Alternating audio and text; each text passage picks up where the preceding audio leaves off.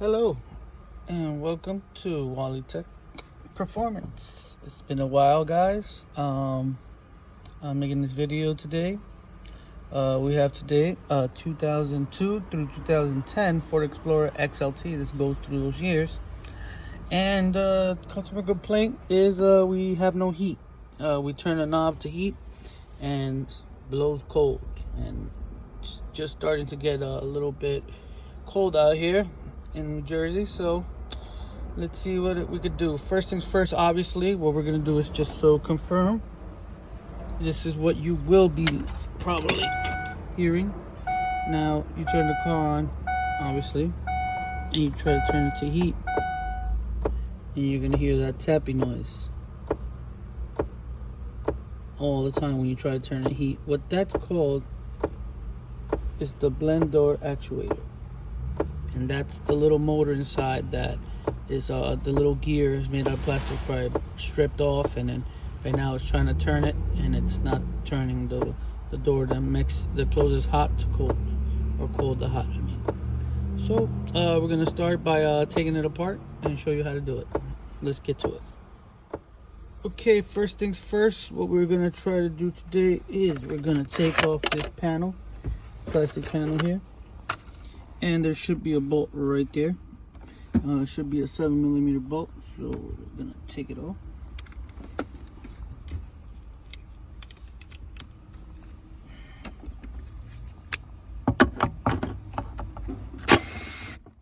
Okay, take that off. Seems to be good. There's my little. I'll get it in a minute. All right, next step is. Bring my flathead, did I? Alright, well, anyways, this right here pops up. Okay, we took the screw out. Next, what you're gonna do is you're gonna take a flathead and you're just gonna pop this up, and then it should pop out really easy. It really doesn't. Bingo, there you go. And now what we're gonna do is we're gonna remove this panel right here. See the panel, and please be aware that there is a cigarette lighter plug that you will need to disconnect. So we're gonna go ahead and disconnect that out. So we can take it out today. It should be a push pin. All right, maybe not.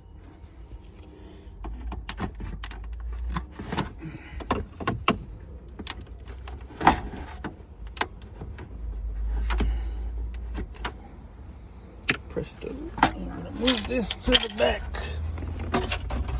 Get it out the way. All right, next. Next we're gonna remove. Okay, next we're gonna get these two 8mm bolts that are here, one here and one there. I'm gonna take them out.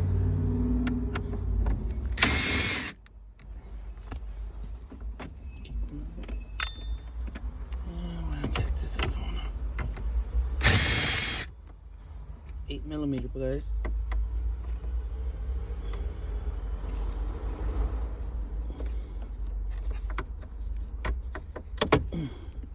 Stuck there.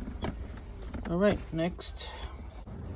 Okay, next we're gonna go to the back seats and we're gonna push those seats forward.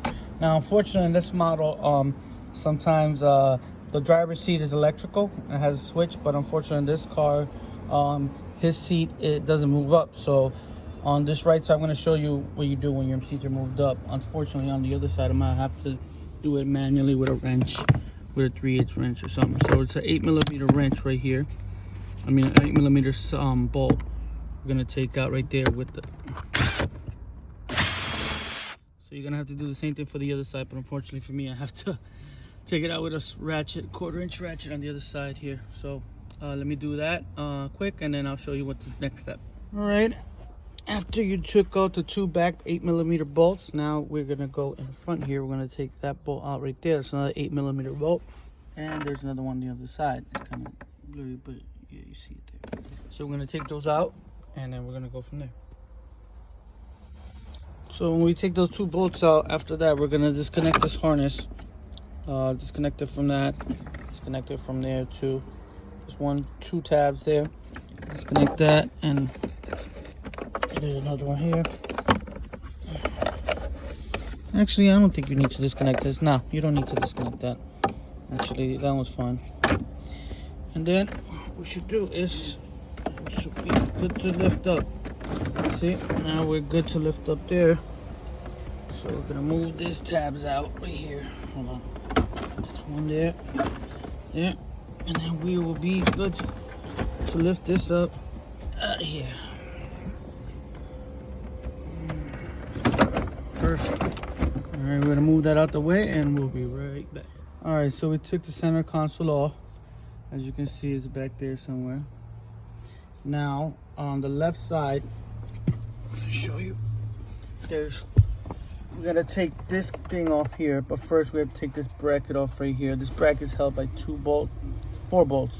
Two 10mm bolts here, two 10mm bolts there. So that's what we're gonna do first. We're gonna take that off, and then we're gonna show you when to go next. All right, now we took the bracket off. Now we see the two 8mm bolts here, one here, and one here.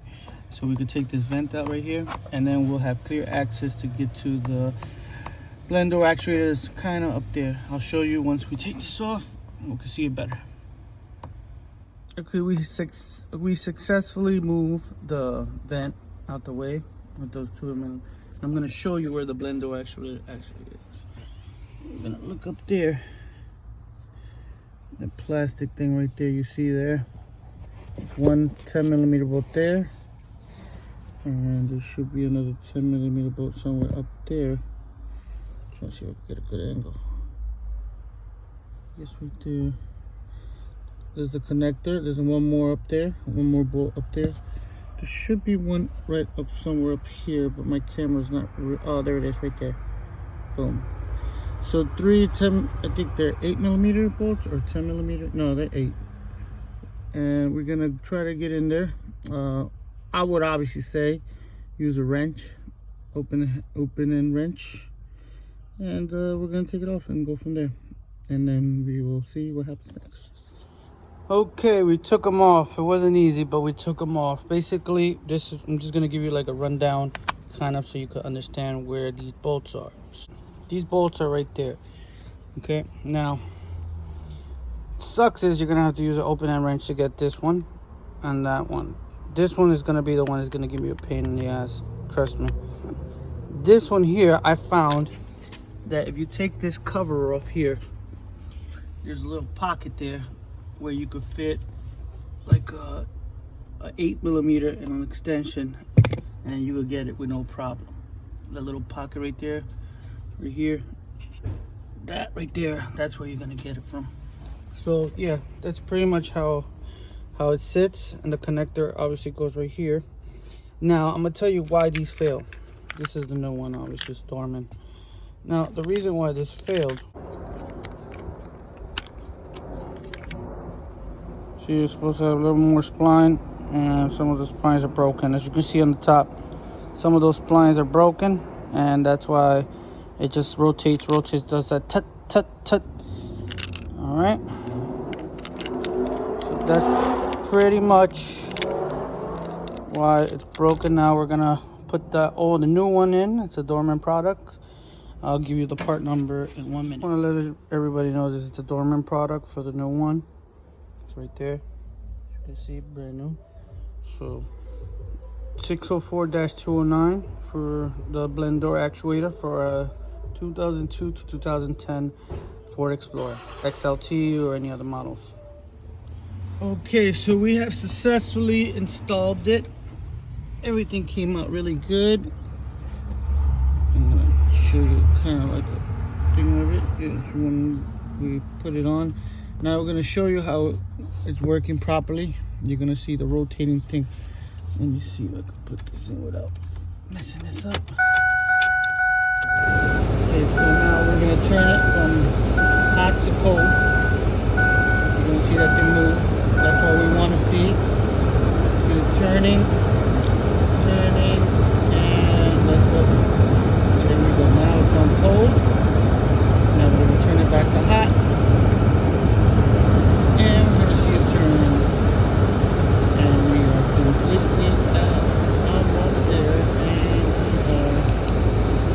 it is. We're in the hot zone.